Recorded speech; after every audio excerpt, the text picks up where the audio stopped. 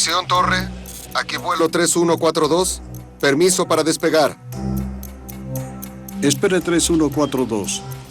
No pueden despegar todavía, tenemos otro avión llegando. Después son ustedes.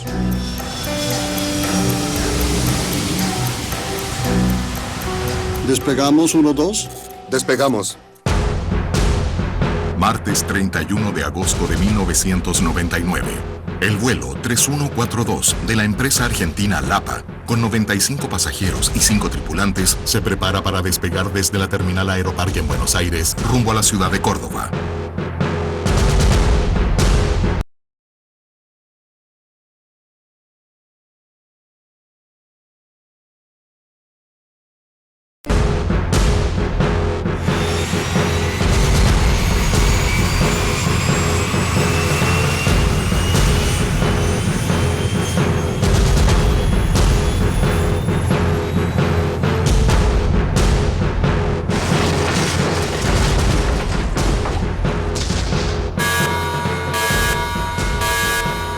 En el momento se activó la alarma acústica y lumínica del cuartel, recabamos información con torre de control para saber qué era lo que sucedía. Nos dijeron que por cabecera 31 se había despistado un Boeing 737-200. Aquella noche, el bombero Carlos Teglia estaba de turno en la base de Aeroparque. Fueron a la salida entre 15 y 18 bomberos. Luego vino de apoyo aproximadamente entre 20 y 30 bomberos más. 2 bomberos solos, que eran los choferes, eran los que atacaban el incendio y el resto del personal se abocaba a las tareas de salvamento. La pérdida de combustible con el motor caliente y el gas que liberó la estación de combustible del lugar causa un incendio y la destrucción total de la aeronave. Lo que más me impresionó fue la gente que se encontraba en ese momento atrapada en la nariz del avión, que eran alrededor de 15, 20 personas, que bueno, estaban atrapados entre las partes constitutivas del fuselaje, que bueno, esa gente hasta nos llegaba a agarrar de los pantalones y nos decían, por favor, sáqueme que nos estamos quemando. El avión de LAPA salió de la pista y atravesó una avenida fuera del perímetro del aeropuerto. Antes de detenerse, chocó contra 2 automóviles y una estación de combustible. Cuando el avión choca, digamos, contra el terraplén, al poquito tiempo la cabina se empieza a incendiar. La situación era bastante difícil y bueno, yo finalmente pude salir por un agujero que se hizo en el fuselaje del avión, que no tenía ya tren de aterrizaje, o sea que estaba sobre el suelo. Y bueno, creo que yo y algunas otras personas salieron por ahí. Eran como una ola de mar que subía y bajaba.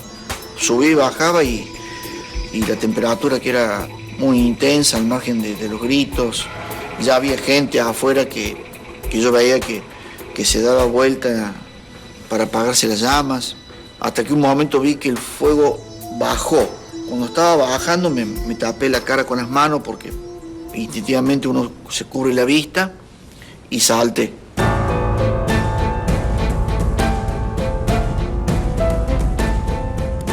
La mayoría de las personas a bordo del vuelo 3142 no tuvieron la misma suerte que Oscar y Rafael. Pero aún era imposible saber cuántas personas murieron en el accidente. No se sabía cuántos muertos había, era un enjambre de ambulancias, de bomberos, se veía todavía fuego y había mucha histeria. Millones de personas ven los noticieros y no se dan cuenta de que la tragedia también les había afectado a ellos. Yo llegué a mi casa y encendí el televisor a la noche y veía en todos los noticieros una gran masa de fuego y como que había ocurrido una tragedia aérea, ¿no? Ya hay algunos anticipos acerca de lo que pueden haber sido las causas de este accidente, una falla técnica. Me avisa por teléfono de que en ese vuelo venía nuestro padre, ¿no? Justamente, bueno, la desesperación de uno es de tratar de llamarlo por teléfono a su celular, pero bueno, fue así durante casi toda la noche, de tratar de comunicarme con él después de uno de los que vio en la televisión, ¿no? durante toda la noche, el saber si estaba o no estaba vivo. Vi la noticia por televisión. Cuando vi la magnitud del accidente, del incendio, inmediatamente bajé, tomé un taxi y traté de llegar a Aeroparque. El coronel Néstor Peliza fue designado por la JIAAC, la Junta de Investigaciones de Accidentes de la Aviación Civil, para liderar la investigación. Al llegar al lugar del accidente encuentra a otros miembros de la Junta. Ya había en ese momento 8 personas de la Junta, es decir, la Junta de Accidentes tiene un plan de llamada, pero antes de que se pusiera en ejecución el plan de llamada, como se había dado, este accidente ocurrió ahí en Aeroparque. Llegaron las empresas de televisión y demás rápidamente, ya se había enterado muchos y por eso nos encontramos ahí antes de ser llamados por la Junta. Como la aeronave accidentada era un Boeing fabricado en Estados Unidos, la NTSB es contactada para ayudar en la investigación.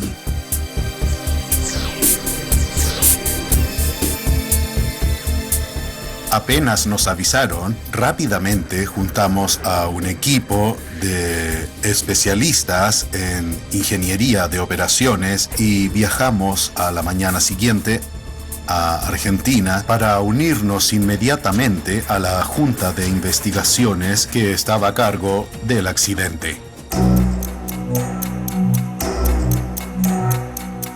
Al día siguiente, la empresa lo confirma. La caída del avión de Lapa, segundos después de despegar de Aeroparque, mató a 65 personas. 2 en tierra, 60 pasajeros y 3 tripulantes, entre ellos el comandante y el copiloto. Yo empecé a cubrir la historia desde el comienzo y viendo la desesperación de los familiares que querían algún tipo de información sobre los pasajeros. ¡Los sobrevivientes no sirve!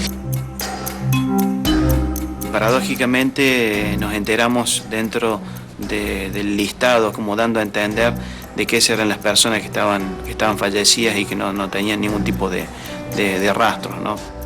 Nuestro padre falleció cuando vino ese día el vuelo. Él tenía que viajar a la mañana y volvía a la noche por su tarea, que él era abogado. Concluido el trabajo de rescate, los investigadores de la JIAAC comienzan a buscar pistas para esclarecer el accidente. Ahí hubo que esperar disminuir la temperatura de todo lo que estaba incendiado, así que prácticamente recién a la madrugada del día siguiente empezaron nuestros investigadores a remover los restos.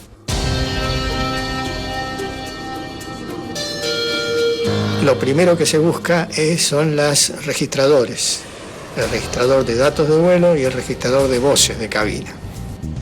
Localizadas al día siguiente del accidente, las cajas negras son colocadas bajo custodia de la justicia argentina. Las cajas negras fueron llevadas y guardadas bajo estrictas medidas de seguridad por la justicia argentina. Entonces, no pudimos comenzar inmediatamente a transcribir todo su contenido. Esa empresa aérea Lapa era de bajo costo y nueva en el mercado, y había interesantes conflictos entre las aerolíneas argentinas y los sindicatos que podían estar eventualmente involucrados, y también asuntos sobre la capacidad de una línea aérea principiante y la calificación de los funcionarios de esa línea aérea de bajo costo. Todos esos factores estaban allí en conflicto cuando asumimos la investigación con el gobierno de Argentina. Mientras los asuntos legales que involucraban a las cajas negras se resolvían, los investigadores trabajaban con los elementos que ya tenían en las manos. En este caso, podíamos considerar que o bien había habido alguna falla de motor que impidió el despegue, o bien consideramos ya que podría haber ocurrido de que el avión no estuviese configurado para el despegue, especialmente en la parte de flaps. Atención, torre. Aquí vuelo 3142. Permiso para despegar. Espere 3142. No pueden despegar todavía, tenemos otro avión llegando. Después son ustedes, ¿ok?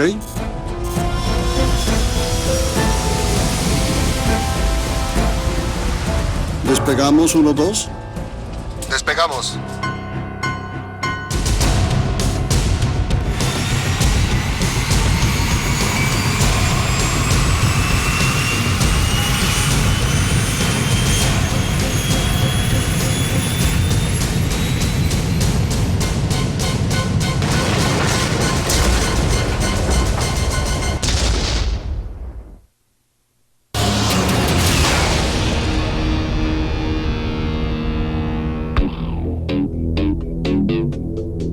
Cinco días después del accidente, las cajas negras son liberadas por la justicia argentina y enviadas a los laboratorios de la NTSB en Estados Unidos. Mientras tanto, los investigadores de la JIAAC Argentina analizan lo que tienen en las manos. Transcurridos los días, se fueron llevando las partes que nos parecían que podían servir como para rearmar de alguna manera el avión. Es una manera de decir, pero ir poniéndolo en las posiciones que tienen en el avión las distintas partes, los motores y demás, porque eso es muy importante también para ver cómo ha ocurrido el accidente. Desde el comienzo, un detalle llama la atención de los investigadores. Fuimos encontrando de a poco los distintos actuadores de flap que nos iban a indicar la posición de los flap.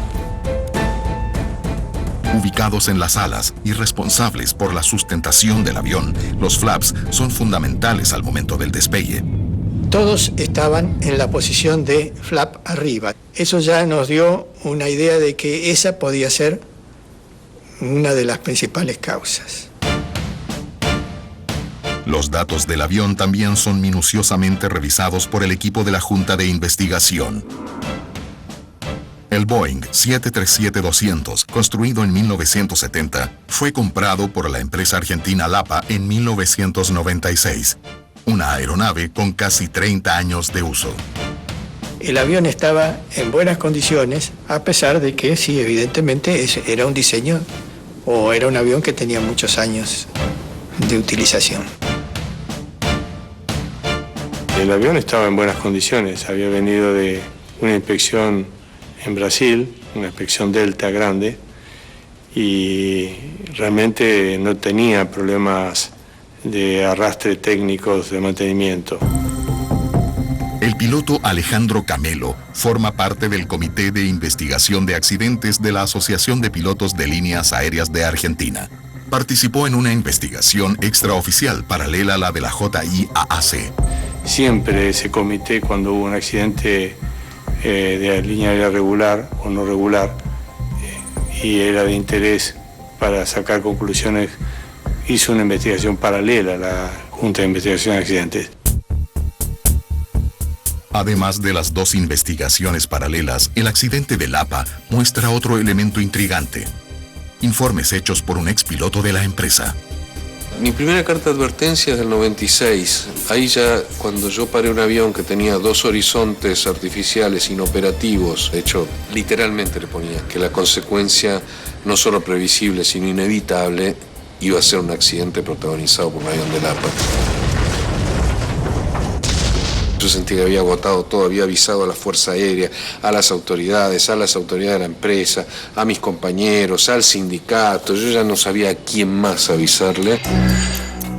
En septiembre de 1997, 2 años antes del accidente, el diario The New York Times entrevista a Enrique Piñeiro acerca de la seguridad aérea en Argentina. En el reportaje, él alerta sobre graves problemas en la aviación de su país.